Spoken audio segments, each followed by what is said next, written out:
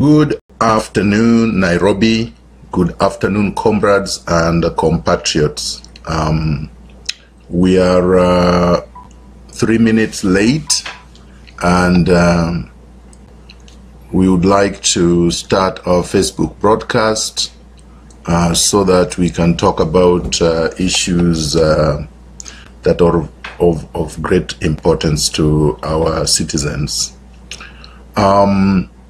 I'm not sure whether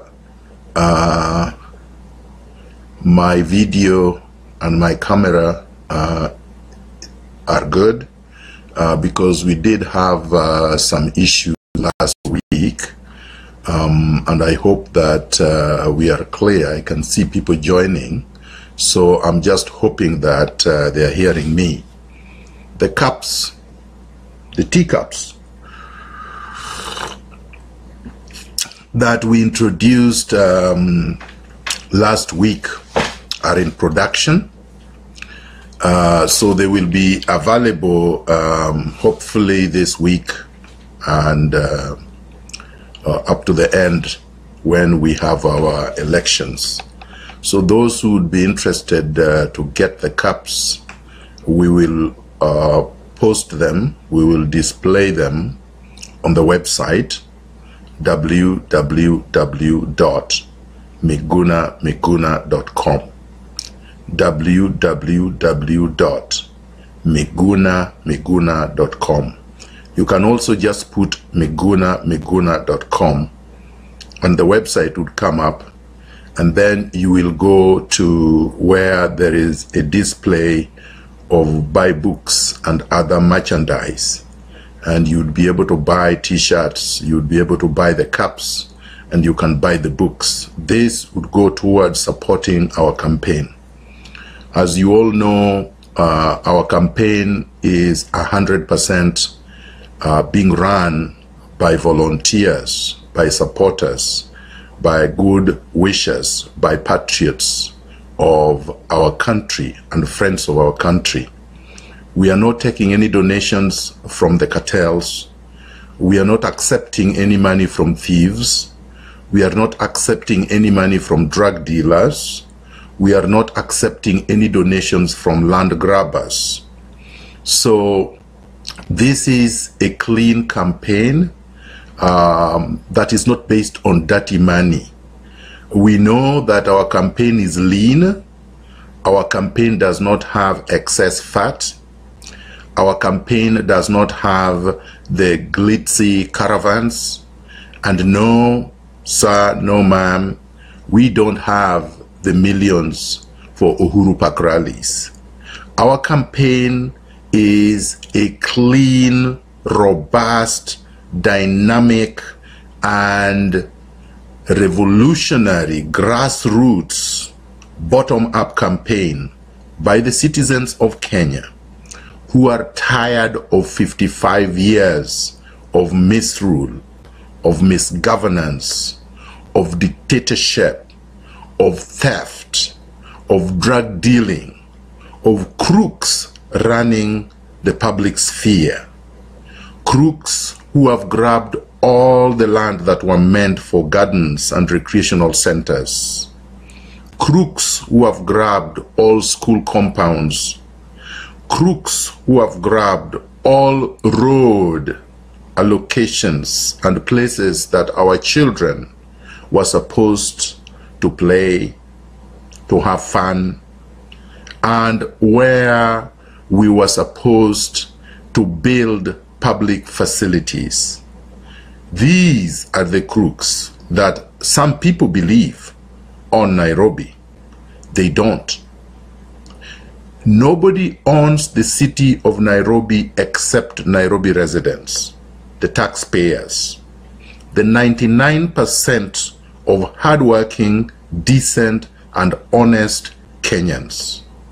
Less than 1% of our population comprise of thieves. So no matter how loud they are, no matter how vicious they are, no matter how primitive they have accumulated huge sums of money and they are displaying it all over in your faces to make you feel bad, to make you feel like they own you, to make you feel like they own the city, to alienate you from politics, to make you think that politics is dirty, to make you think that they will always lord it over you, that they will always be rich and you will always be poor. No matter how hard they try, and no matter how hard or how much they have bought and control the contaminated media, that will not change facts. The facts are stubborn, and they are these. 99.9% of Kenyans are not stealing, are not grabbing land, are not living a fake life, are not deceptive. That's the fact.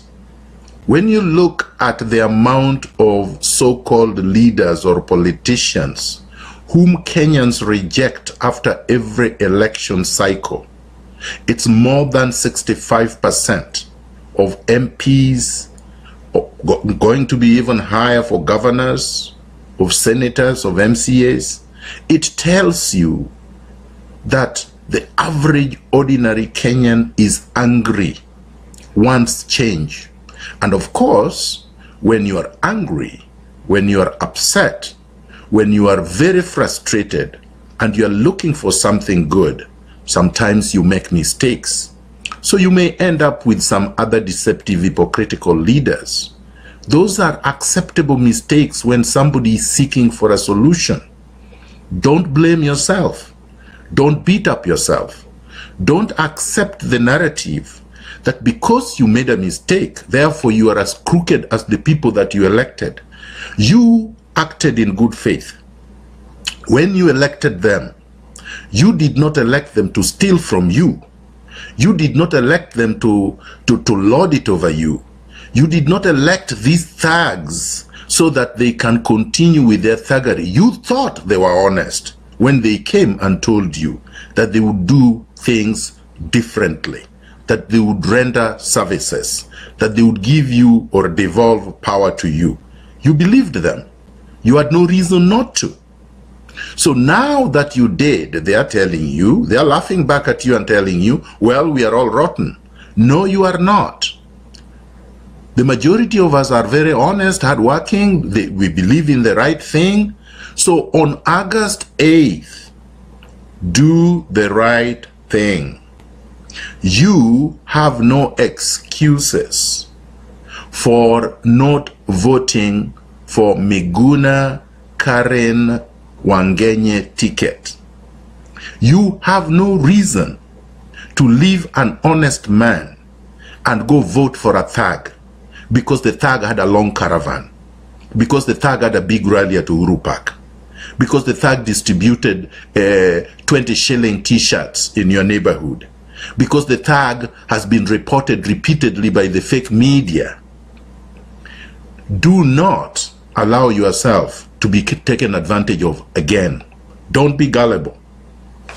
That's point number one. Point number two, Ramadan Kareem to all our Muslim sisters and brothers all over the world, but particularly in Nairobi. Ramadan Kareem. This is a pious period. This is a period when Muslims aspire to be very clean, not to be tainted, not to be touched by dirt, physical and spiritual, mental and psychological, legal and moral. Ramadan Kareem to all Muslims. We are all aspiring to be good citizens, to be good people. We love justice as Muslims. We don't want people to do bad things to each other. Therefore, I appeal to all our Muslim brothers and sisters. Avoid dining with thieves. Avoid coddling thieves and drug dealers. Stay away from criminals, especially during Ramadan. Yesterday, I was very disappointed by our Muslim brothers who hosted the Dean of Looters, the worst thief south of the Sahara Desert, north of River Limpopo, Mr. Evans Kidero, and his deputy looter, Mweke. You had no reason to have a dinner for a very bad thief, a looter. You had no reason to dine and wine with a thief. It was outrageously immoral for the Muslims who hosted Kidero Evans to laugh with him, to coddle him, to encourage him to continue stealing. That was not just hypocritical. It was immoral. It was haram. You should all plead with God to forgive you for what you did. I know that you will have excuses for what you did. I know that there are people who will try to justify what you did. It is unjustified. Kidero's looting spree is well known by even a 10-year-old in Nairobi. You all just need to read the Auditor General's report. The Auditor General, Edward Ouko, has no animus against Kidero Evans. They may even be friends. But doing his job, he has unearthed massive looting of billions of taxpayers' money. Kidero Evans bankrupted Mumia Sugar Company, and Kidero Evans is bankrupting Nairobi. You cannot, as Muslims, support a thief. Similarly, Muslims all over the world, but particularly in Nairobi, cannot, must not support another thief called Peter Kenneth, who also looted KFF and Kenya Re. But even more importantly, Muslims must stay very far away from a man worse than a pig called Mbuvi Sonko. This man is a criminal with a criminal record, having been convicted in Mombasa more than 3 times for fraud, for theft, for land grabbing, for drug trafficking. He was sent to Shimolatewa prison and he escaped from prison. And he has been continuing to sell his drugs using the so-called rescue team vehicles. Mbuvi Sonko cannot be coddled by Muslims. So I appeal to our brothers and sisters who are in the Muslim faith. Uphold the teachings of Prophet Muhammad. Respect Allah. Worship him. Worship him decently, honestly, and faithfully. Abide by all his rules, the same way that Christians must abide by the 10 Commandments. Thou shalt not steal. Thou shalt not kill. Thou shalt not engage in any practices that violate these cardinal rules. That's to my Muslim brothers and sisters. Number 3.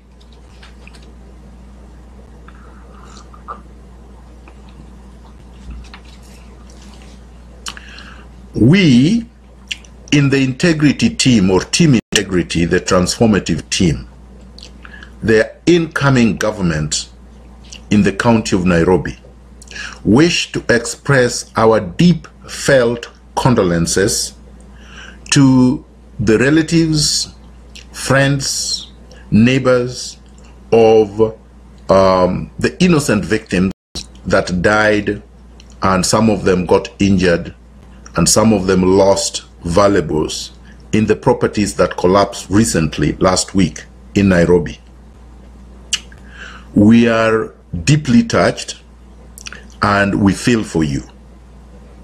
But unlike our pretending opponents, the looters, the baskets of deplorables, we are not going to pretend that we are an emergency response team. A public emergency response team should comprise a fire truck or fire trucks, ambulance vans with doctors, nurses. It should comprise of a team of engineers with heavy equipment to come and rescue the people that are under the fallen building. It is irresponsible for any leader to let citizens go there with bare hands, purporting to be rescue teams. They are endangering the lives of those who are already victims of the collapsed building, and they are also endangering themselves. Any other buildings or structures could fall on them or could fall on others.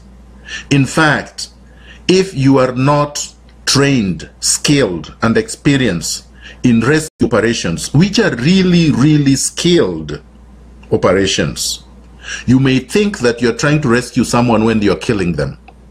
So it is completely irresponsible. In many properly governed societies, people who do such things will go to jail for 10 years because it is not right. Particularly when these people have held public office for the last 4 to 5 years. Kidero Evans has been the governor of Nairobi. He was elected in 2013 March. He has had all 4+ years to be able to deal with these unsafe structures in Nairobi. It's not just a question of planning. It's not just a question of these buildings were constructed before I was governor. Once you become governor, you secure the city, you make your citizens safe, you create an environment where they can live securely and prosper, thrive. For those who are in business, for those who are working, for those who are students, for those who are just creators, musicians, artists, dramatists, singers, whatever. But here is a situation where a tragedy happens, and the first thing that this horrible thief does is to blame the previous administrations and the national government for the collapse. Yet he's the governor. He should have, by this time, arrested those who had arrested. I know that the governor does not have the power to arrest, but he has at his disposal evidence that would lead to people being arrested. So if there are corrupt people in his office who licensed this building, or who are protecting the owners of this building, who authorized its construction and have protected the owners from either getting charged or for the building not coming down, for people who did not do their job to inspect unsafe buildings so that they can all be condemned for purposes of them coming down, he is to blame. The buck stops with the governor. The buck does not stop with the previous administration. Yes, you can produce evidence showing what the previous administrations did. Fine. We have not seen that evidence. We have not seen why this man, this skunk of a human being, this beast of a person, this bad thief is blaming others. Then of course, movie Sonko, prone to drama, prone to primitivity, prone to displays of ignorance, rushes there, purportedly to rescue.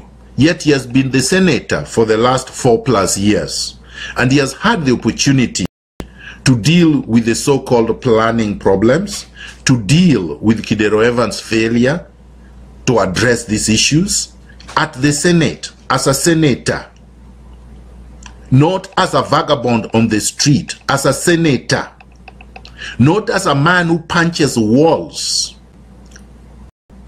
Sonko has had the opportunity as a senator to bring Kidero Evans to account in the Senate. He has also had the opportunity, because the Senate was set up exclusively to protect the interests of the Senate or of the counties. So if there are problems at the county with respect to planning laws, if there are problems at the county with respect to unsafe structures, if there are problems at the county with respect to housing, it is Movie Sonko and Kidero Evans who are supposed to address them. Sonko at the Senate, Kidero Evans at the county hall. They cannot run away from these problems. And I am here to remind them week in, week out of their responsibilities and their duties. And nobody is going to tell me not to do it. The media is not doing it. The church is not doing it. The civil society is not doing it. The independent constitutional institutions are not doing it. The EACC did not do it by banning them from running. Well, the EACC sent a list, but the IBC did not do anything. Nor did the EACC arrest them, charge them, start prosecuting them. They didn't. The DPP is asleep. The police have been compromised. The judiciary are in their pocket, which means the solution is this. We must elect a leader of integrity who has a clear vision, a crystal clear ideology, a proven commitment to revolutionary transformative politics with policies and programs, concrete policies and programs, not abstractions, for the delivery of services to the people. That is the solution. I have had some cartel surrogates and some coddlers of theft and drug dealing say, Miguna, you should head the EACC. I have said this and I'm going to repeat it. Miguna is seeking an elective public office, not an appointive one. I am not applying for an appointive job. The job that I'm applying for, my employers are voters, the residents and citizens of Nairobi. Those are my employers. So I'm not applying for a job to either an institution headed by President Uhuru Kenyatta or Governor Evans Kidero, the outgoing one, or any other person. I am applying for a job whose vetting, whose criteria, and whose authority vests with the people. The people are the ultimate power.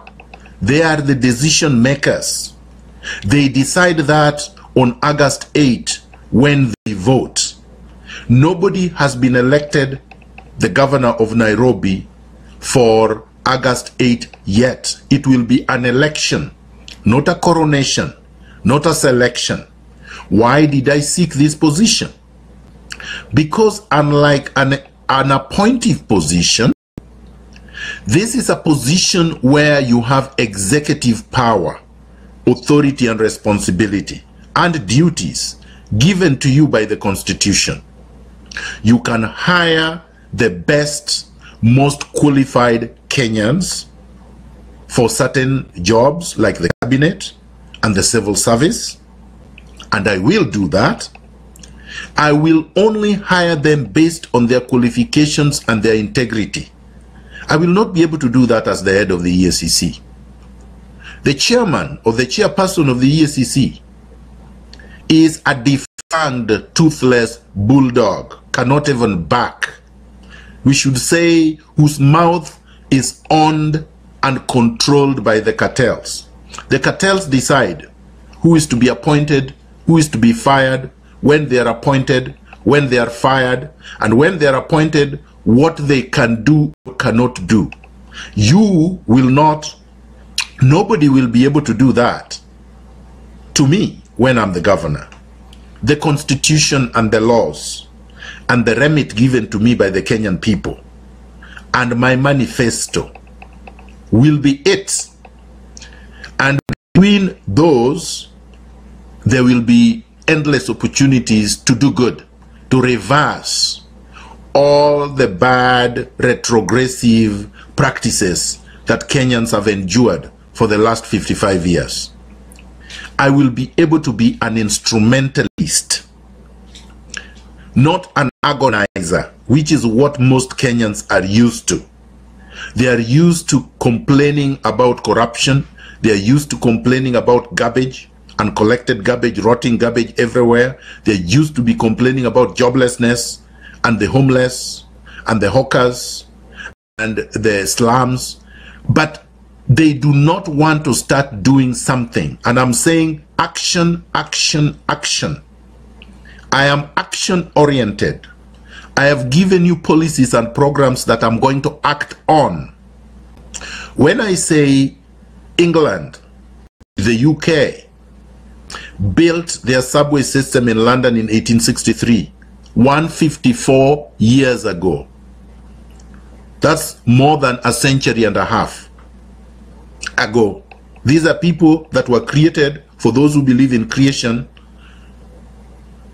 at the same time that Kenyans were being created. We had our civilizations, the great pyramids in Egypt, the great Zimbabwe in Zimbabwe, the great empires before they did. Civilization was way ahead of theirs. They don't have no pyramids in England. They have no great Zimbabwe in England. They didn't have any great empires before the birth of Christ. We did. But for some reason, we then allowed very retrogressive, primitive elements that did not qualify to take charge of our societies and to stifle life, vibrancy, creativity, resourcefulness, innovation out of them. So in Nairobi, instead of electing a leader of integrity, a person with a vision, a person with policies and programs, people are discussing 3 thieves, 3 looters, 3 criminals with no manifesto. Just smile and use the billions they have stolen to hold dinner parties, to give you 200 shillings each as handouts. It's despicable. It's an insult to your intelligence, and we cannot allow it. So starting on August 8, you have a duty. It's more than a responsibility. It's a positive duty to defeat, reject, consign these thieves, these looters, to the dustbins of history. We must take them to jail. We must have these 3 looters sentenced to long prison time so that they can have an opportunity to be rehabilitated. A crook, a criminal, a thief, a looter cannot be rehabilitated when they are free. They will not change when they are free. You will not deter them from continuing to loot and steal and sell drugs when they are free. You can only do that once you take their freedom away from them, confine them in a prison, and force them to change. If they do not change, they rot there until the end of time. That is the only solution. Get them out of the streets.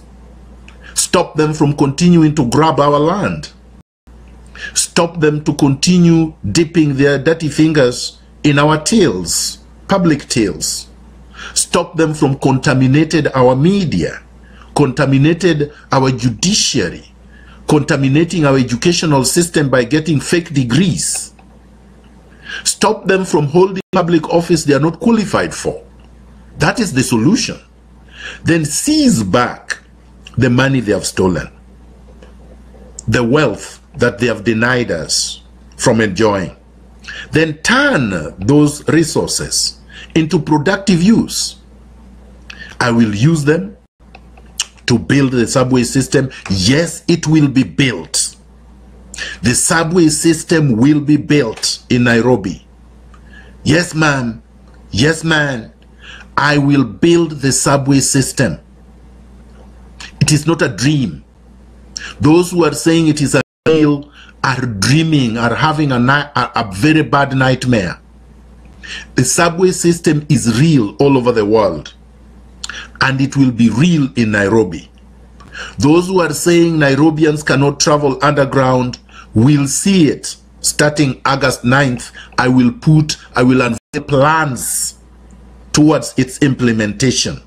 And by the end of my 5-year term, the equipment, heavy equipment, will be burrowing under Nairobi, building the subway system. It will be done.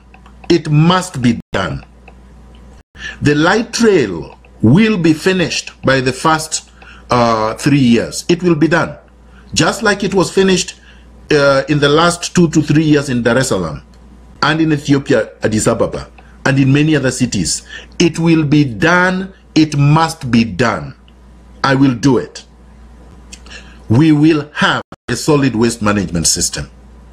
We cannot live with a dump site in Dandora. It's an eyesore. It's a health hazard. It is primitive. It must go. We must have incinerators all over the city. We must have recycling plants all over the city. We must be able to implement this for future generations.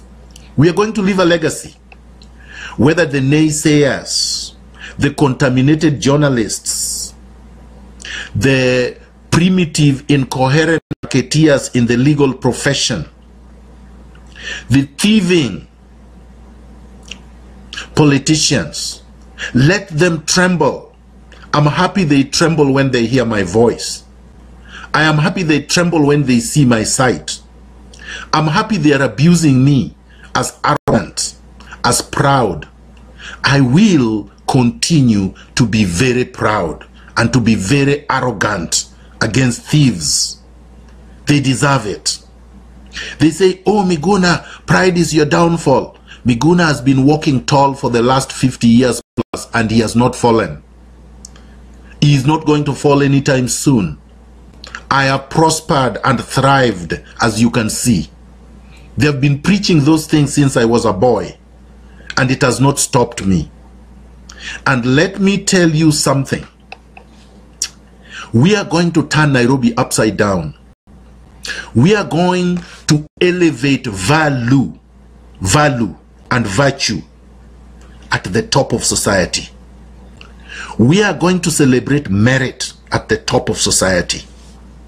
We are not going to allow people who are mediocre, who are not qualified, people who thrive on everything bad and negative and backward to be at the head of society. We are going to stop it. That is why they are trembling. All these guys, men and women that have accumulated wealth fraudulently. I had some lawyers that I have defeated in court case after court case, abusing me, just dreaming of me every day when I don't dream of them. When I travel, they announce it to the entire world, Miguna has traveled. Then they rush to organize their fake debate in my absence. Miguna is also supposed to travel. Raila Odinga and Kalonzo Musyoka just last week went to Dubai. They didn't hold debates behind their backs. Uhuru Kenyatta went to the UK and to China just 2 weeks ago. They didn't rush hold a presidential debate behind their back. So these people are more scared of me than they're scared of anybody else. That is good. That is very, very good. That means that when I am elected governor, all the cartels will run. Some of them will go to Mogadishu to go and live with Al-Shabaab there, and maybe they deserve it. Some of them will go and drown in the Indian Ocean. Some of them will run to Dubai. But those who will be left in Nairobi, we will deconstruct you and crush you like nobody else knows. We will deal with you perpendicularly. And when you run away, we'll try to repatriate you back to Nairobi. And some of them, we will make sure, like movie Sonko, we will make sure we collect enough evidence so that he can also join his Akasha brothers in New York. I am not scared of them, as you can see. I'm not scared of you cartels. And I'm not scared of you cartel surrogates. You've been threatening me for the last 50 years. I have not been scared. Miguna is ready to face you. I've been ready to face you since I was a teenager at the University of Nairobi in November 1987, and I'm still ready. You've scared me one bit. And so the revolutionary forces are the ones with power. The power is in our vision. The power is in our intellect. The power is in our crystal clear ideology. The power is in our commitment. The power is in our integrity. The power is in our ability to transform society and in our numbers. You can't beat that. All the cartels have and their surrogates is stolen money.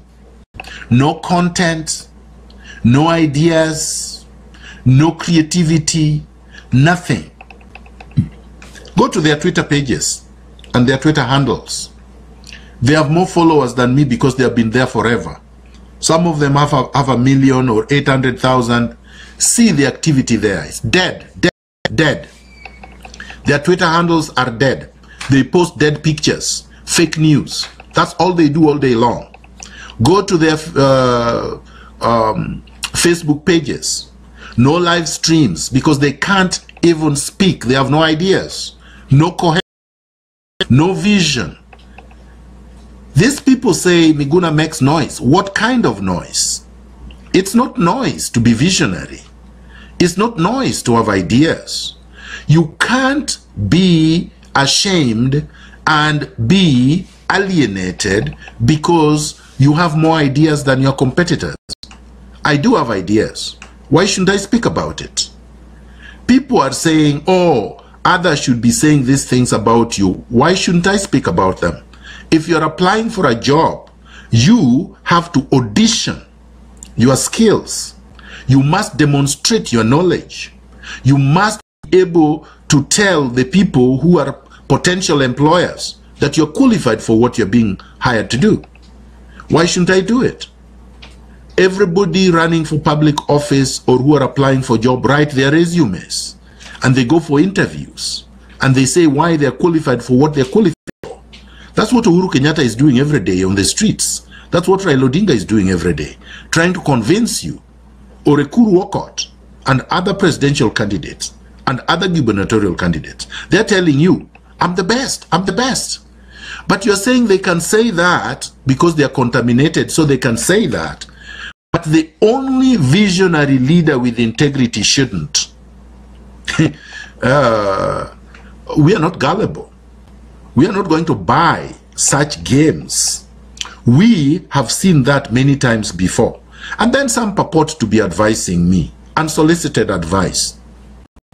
Really, if you're truly, genuinely interested in advising me, join my team, become a member, have access to me, direct access. Advice is not given publicly on Twitter or on Facebook. Meet with me, write me an email, DM me, WhatsApp me, tell me what your ideas are. Tell me why my ideas are not as good as you think they are, or they are not. Tell me why your ideas are superior to mine. Convince me. The same way I'm trying to do to voters. I did not just sit and let things be. I've not let things roll. I've been speaking with voters since March last year. I'm the only one who declared my candidature before everybody else. In March 2016, I declared my candidature. And since then, I have been in many media interviews. I have been on radio, I've been on TV, I've been on Facebook Live, I've been on Twitter, I've been in churches, I've visited community centers, I've met with thousands of people in Nairobi. I've been doing my job. I've been trying to convince voters that I am the better choice. Why shouldn't I do that? Why would you want me to go into a fight with my hands tied behind my back? I won't. I will go there and fight like a champion because I am. And I am going to defeat these thugs because they must be defeated. That is point number 3. Point number 4 is the legacy. The legacy that the transformative forces are going to leave behind. We are not this for happenstance. This is not an accident. We are not running because somebody told us to run. You know that Miguna cannot be owned, cannot be bribed, cannot be managed by external forces, by the cartels. They cannot. Jubilee cannot own, control, manage me, nor can NASA. I am the only independent candidate in this race, in the entire country. Even Surut, the MP for Elgon, Mount Elgon, is not as independent as I am because he has been in Kanu. He has been part of an oligarchic, retrogressive, repressive regime. I have not. I've never been a member of Kanu. I have never ever been a member of any party that was retrogressive. When I belonged to ODM, ODM was a social democratic party that was progressive. When I found that ODM had gone to bed with all manner of skunks, I left. The Wetangulas, the Amos Wakos, the worst thieves in Kenya, the drug dealers. I left. And I did not join Jubilee. I could have. You have seen Ababu joined Jubilee and the others. I did not. I am not supporting Jubilee. I am not supporting NASA. I am an independent candidate. Those who are supporting Jubilee, those who are supporting NASA are free to support me. But they must do so on principle. They must do so on the understanding and an appreciation that 55 years have been a very long time of nightmarish dreams, of unfulfilled sabotage dreams. That the land that we fought for during independence have largely been stolen by these people we call leaders. That the job that these people were supposed to create for the youth, they have not created. Instead, they have pocketed public money. The roads that they were supposed to build, the railways that they were supposed to build, the light rail, the subway system, the solid waste management system, the housing for the homeless, they have not built. The dreams have withered, dried. Some have been crushed by these people that you call leaders of parties. That is why I call these parties fictional constructs. Yes, some people have been telling me, why didn't you run for president? Because I am realistic. Because I knew that you can't just wake up one day and expect that people would believe that they should get rid of the two parties overnight. It could not happen. It was not going to happen. It was not going to be easy. We were not going to be able to do it. But we can do it in the long run. That's what a visionary does. A visionary sees ahead, seizes the opportunity, and works at it. So I said, This governor's position, we can do it. This we can do. Nairobi is the capital city of Kenya. Nairobi is the home of everyone, all tribes, all communities. It is cosmopolitan. Nairobians are more educated than villagers. Nairobians are more enlightened than villagers. Nairobians are completely disenfranchised. They have absolutely no power. They know it. They have no water. They have no electricity. They have no jobs. They have no roads. They have nothing. They all can feel it together without any ethnic considerations. This is the best launching pad for our revolution, for our transformative agenda. We change Nairobi, we can change Kenya. We must start here. We must get rid of these people. They are not the future of Kenya.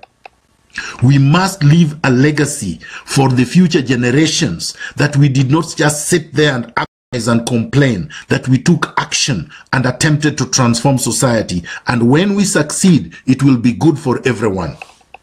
When you look at Kidero, what can he transform? Other than accumulating billions. The man is lazy intellectually and physically, as you can tell. Yes, he went to school, but he has become lazy. He's become lazy, cannot think. And yes, his mind has been contaminated by theft. He's become a kleptomaniac.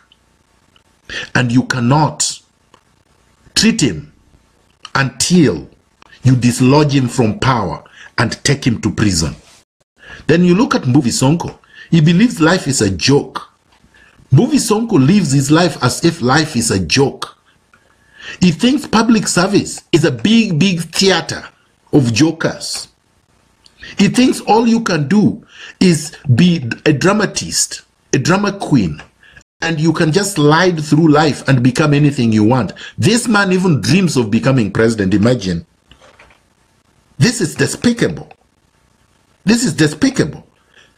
People say, oh, Miguna speak Kiswahili. Is Kiswahili going to liberate you? Because Mbuvi speaks Kiswahili, some mangled up Kiswahili. The man can't speak. He doesn't have a mother tongue. He can't speak his mother tongue, can't speak in English, can't think. It is not language. It is the ability to think, to distill ideas, to filter them, and make them come coherently in logical sequences. That does not just happen because you want it to happen. It comes through meticulous, consistent training and discipline and thought. Mbuvi doesn't have it. He doesn't even think about it. He has no capacity to imagine. He has no capacity to visualize, intellectually visualize. He thinks everything is ready-made. Everything is mutumba. You can buy it as long as you've sold enough drugs and you have excess money. No, this is not the future of Nairobi. This is not the legacy we would like to leave behind.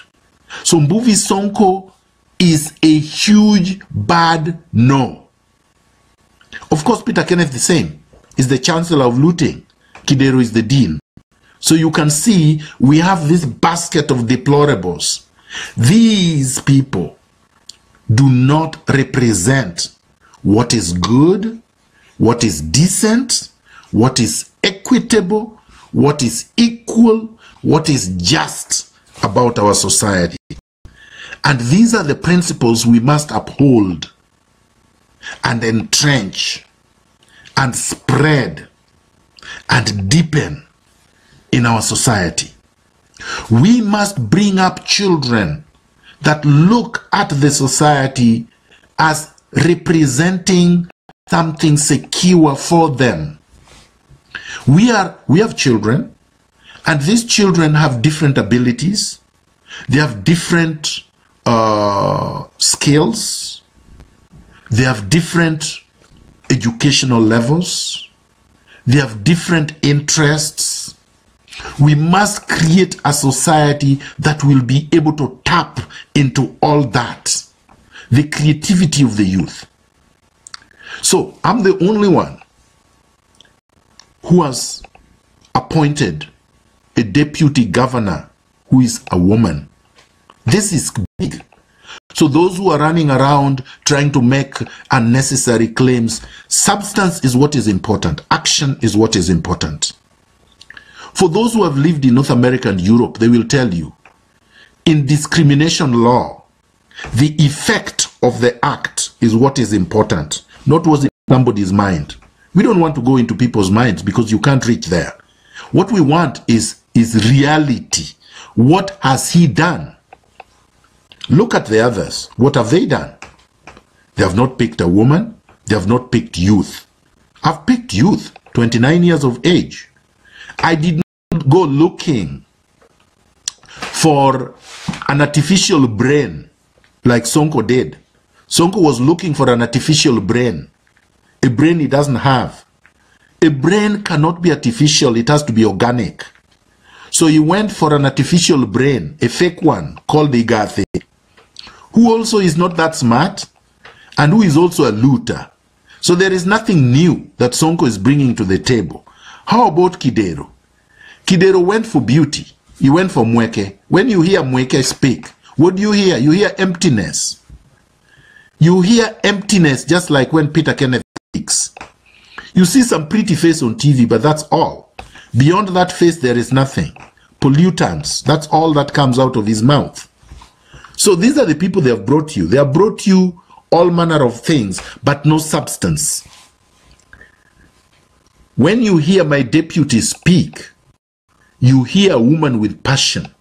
You hear youth. You hear vibrancy. You hear dynamism.